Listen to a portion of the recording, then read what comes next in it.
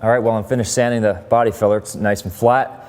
I went ahead and hit it with the prep spray. I waited about 10 minutes before you apply any primer because you know, scuffing down the paint, it does tend to absorb a little bit of the prep spray, so you do want to let that dry about 10-15 minutes.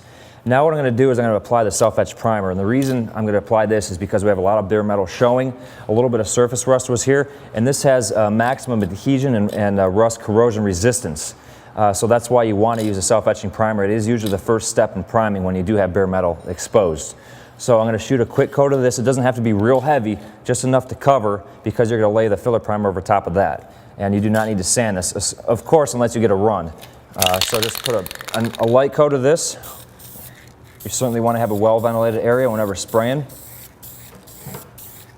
Now what I'm going to do is hit this with the Dupli-Color filler primer. And what this is going to do, as I mentioned before, it's going to fill in any minor imperfections that you didn't get with the body filler, and it's also going to fill in any of the little sanding scratches that happens, when you do sand the filler.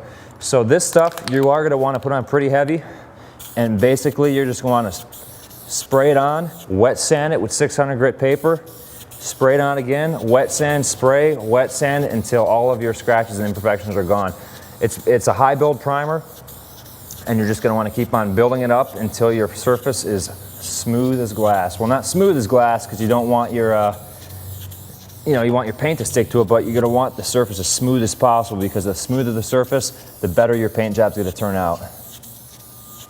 So give this a good coat, let it dry for about 20 minutes, come back, give it another good coat, and then I'll come back and wet sand it with the 600 grit sandpaper and see what it looks like.